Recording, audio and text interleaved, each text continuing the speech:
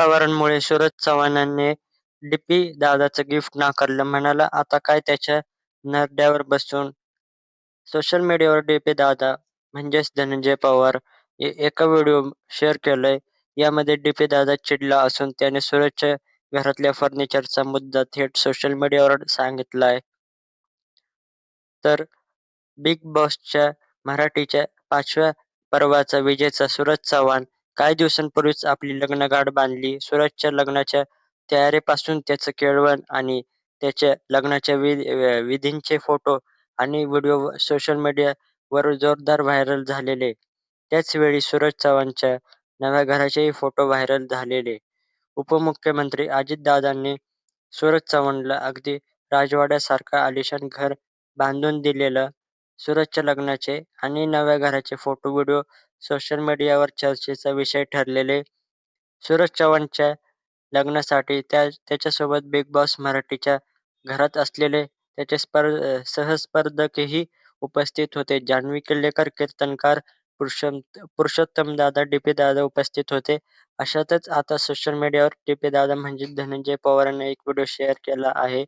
यामध्ये डीपी-दादा चिडला असून त्यानं सूरजच्या घरातल्या फर्निचरचा मुद्दा थेट सोशल मीडियावर सांगितलाय. तर मित्रांनो, चॅनलवर नवीन असाल तर चॅनलला सबस्क्राईब करा आणि बेल आयकॉन ऑलवर प्रेस करा आणि आपल्या WhatsApp ग्रुपला देखील जॉइन करा. त्याची लिंक आपल्या डिस्क्रिप्शनमध्ये आहे. तर नक्की आपल्या चॅनलला सबस्क्राईब करा. सूरज चव्हाणनं बिग बॉस मराठीच्या 5व्या पर्वाचं ट्रॉफीवर नाव कोरलं. अवघ्या महाराष्ट्र सूरज चव्हाणला डोक्यावर घेतलं. त्यानंतर पत्र्याच्या घरात राहणाऱ्या सूरज चव्हाणला उपमुख्यमंत्री अजित पवारांनी नवं कोरं आलिशान घर बांधून दिलं.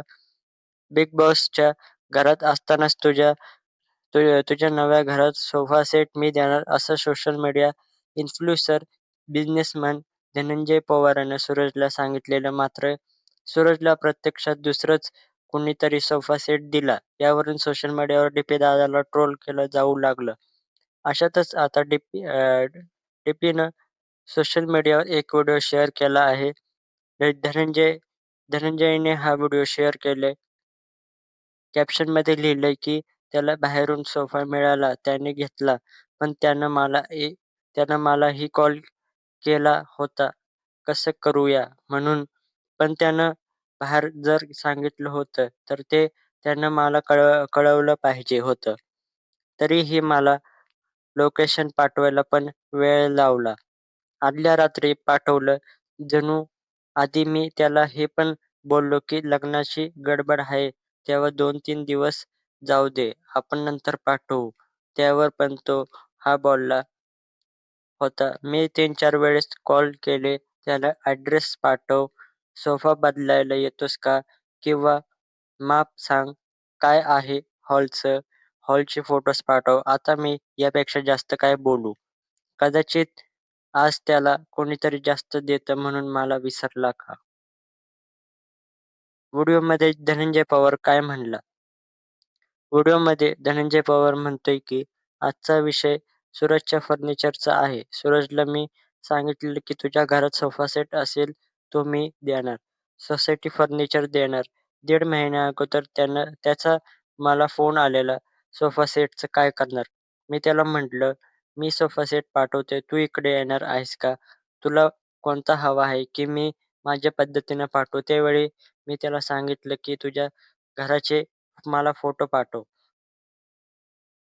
त्यानुसार मॅचिंग सोफा सेट मी तुला पाठवून देतो. त्यानंतर 2-3 वेळा मी त्याला सांगितलं की तुझा पत्ता मला पाठवून ठेव, म्हणजे सोफा सेट तयार झाला की तुझ्या घरी मी डायरेक्ट पाठवून देतो. मी लग्नाच्या आदल्या दिवसापर्यंत त्याच्या घरी जाईपर्यंत त्यानं मला सांगितलं नव्हतं की त्यानं फर्निचर बाहेरून घेतलंय. मला याबद्दल काहीच माहीत नव्हतं. मी पुण्याच्या पार्टीला सांगून सोफा तयार करून घेतलेला. आणि आज लोकं कमेंट करतायत की मतांसाठी या माणसानं त्याला फर्निचर देतो म्हणून सांगितलेलं. मी कुठलीही गोष्ट मतांसाठी करेन हे माझ्या रक्तात नाही. आज आम्ही जे काही आहोत ते स्वतःच्या हिमतीवर आहोत. त्याला म्हटलं, मी देणार होतो तुला, तर तो म्हणाला नाही ना. मला हे दादांनी पाठवलं आहे. मी म्हटलं, "अरे तू सांगायचं दादांना, मला डी दादा देणार आहेत."